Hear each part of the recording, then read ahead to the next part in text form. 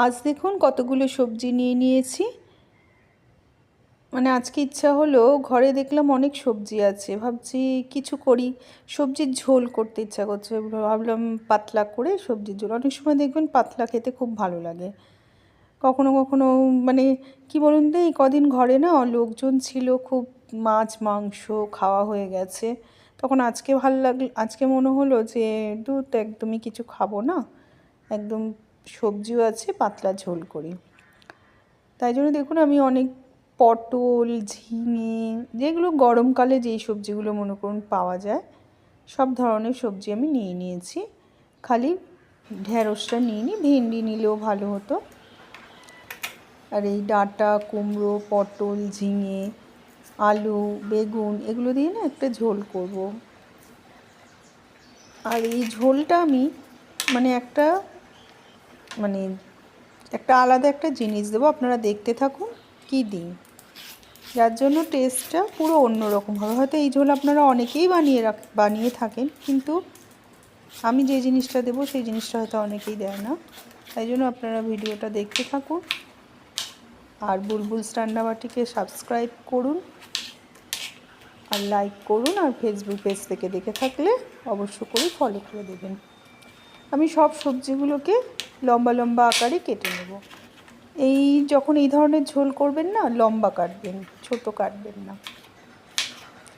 আমি পটল, ঝিঙে, মানে এগুলো সব জলসা ফল। এগুলো কি বলুন তো, এগুলো করলে না একদম অল্প হয়ে যায়।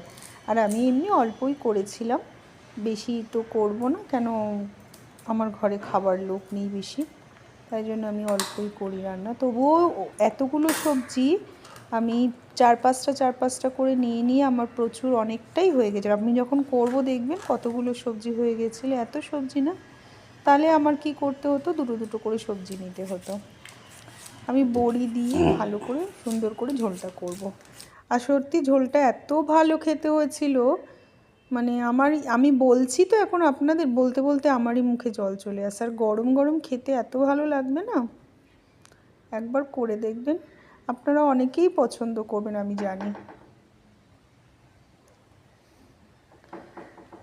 কুমড়োটা, এই কুমড়োটা না, আমি যেটা কুমড়োটা কাটছি না, এই কুমড়োটা আমার ঠিক ভালো ছিল না। মানে ছিল, এক একটা কুমড়ো দেখবেন এক এক এক রকম হয়, একটা মানে একটু জলসা হয়, একটা একটা বালি বালি হয়, এই ধরনের কুমড়ো ছিল, বালি বালি টাইপের। আর বেগুন অল্প, বেগুন সবই আমি অল্প নিয়েছি, কিন্তু অনেকটা সবজি হয়ে গেছিলো। আমি তো মানে একদিনে দুদিনে খেতে পারিনি, 2-3 দিন ধরে আমি খেলাম অল্প অল্প সবজিটা বেশি নিয়ে ভাতটা কম খাবেন, তাহলেই ভালো। দেখুন কতগুলো এক থালা সবজি হয়ে গেছে পুরো। তারপরে এর ভেতরে আমি মানে বড়ি টড়ি দিয়েছিলাম, সেই জন্য এত সুন্দর একটা গন্ধ হয়ে গেছিলো। এবার বড়িগুলো আমি একটু লাল লাল, আমি না সাধারণত বড়ি একটু দেখবেন, আমি যখনই রান্না করি না বড়িটা একটু লাল ভাজি, একদম সাদা ভাজি না, আমার ভালো লাগে না সাদা ভাজলে। আর সাদা ভাজলে এমনি লাল, এই বড়িগুলো খুব ভালো, আর লাল ভাজলেও দেখেছি গলে যায়, বা আর লাল ভাজলে না বড়ির গন্ধটা সুন্দর হয়। এরপর আমি কালো জিরে কাঁচা লঙ্কা ফোড়ন দিয়ে দিয়েছি। এবার কালো জিরে কাঁচা লঙ্কা ফোড়ন দেওয়ার পর আমি আমার সবজিগুলোকে সব দিয়ে দেবো। সবজিগুলোকে জাস্ট একটু ভাজা ভাজা করব, আর নুন হলুদ যা আছে সব দিয়ে দেবেন। খুব ভাজবেন না, কেন আমরা যেই জিনিসটা খেতে চাইছি বা ভাবছি যে একটা বেশ সবজির ভিটামিনসগুলো আমাদের শরীরে যাবে, তাই জন্য আমি যদি খুব ভাজা ভাজা করে ফেলি তাহলে সেই জিনিসটা থাকবে না। তাই জন্য আমি সবজিগুলো জাস্ট নেড়ে এবার একটু ভাজা ভাজা করে জল দিয়ে বড়িও দিয়ে দিয়েছিলাম। বড়ি দিয়ে একেবারে ফুটতে, কারণ বড়িটা একটু পরে দিয়েছিলাম আমি আসলে ভিডিওটা ততক্ষণে আমার তোলা হয়নি। বড়ি একদম প্রথমেই দিয়ে দেবেন না আবার, তাহলে বড়ি পুরো গলে যাবে। আমি দেখছি আলুটা আমার সেদ্ধ হয়েছে কি না। আলুটা মোটামুটি সেদ্ধ হয়ে এসছে, আর একটু করলেই হয়ে যাবে। একটু কুমড়ো আলুটা ঘেটে দিলাম, তাহলে একটু কী হয় বলুন তো, ঘাঁটা ঘাঁটা বেশ তরকারিটা ভালো লাগবে। এরপরে যেইটা আমি বললাম যে আমি এর ভেতরে কি দেব, আদা আর মৌরি বাটা।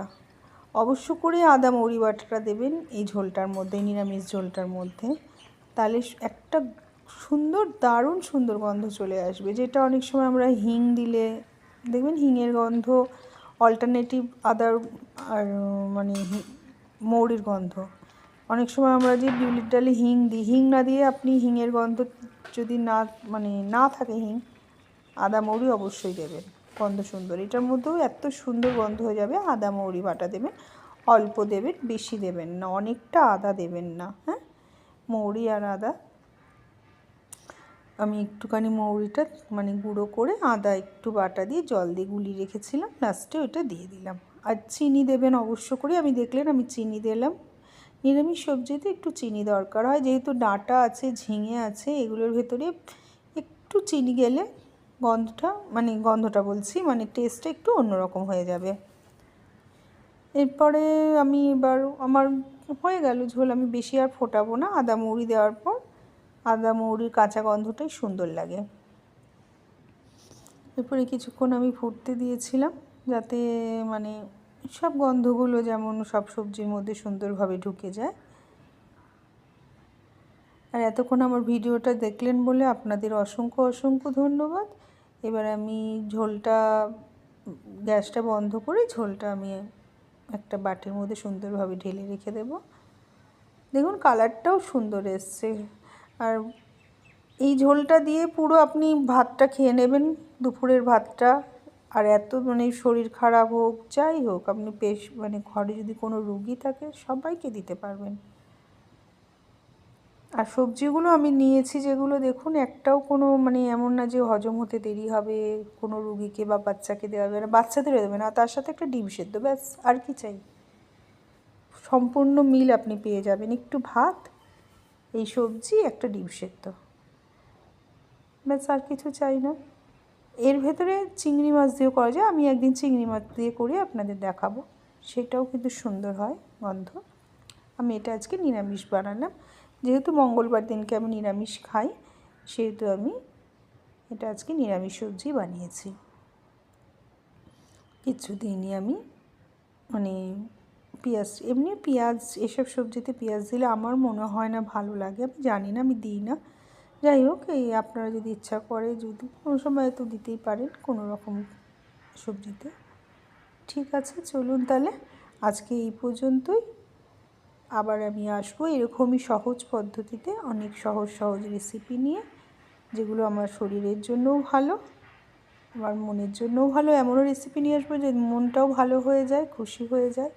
সব সময় শরীর দেখলেও তো চলবে না, মনও লাগবে, কিন্তু এই রেসিপিটা শরীর মন সবই ভালো করে দেবে। তাহলে আসছি আজকে, আবার নতুন রেসিপি নিয়ে নেক্সট এপিসোডে আপনাদের সাথে আবার দেখা হচ্ছে।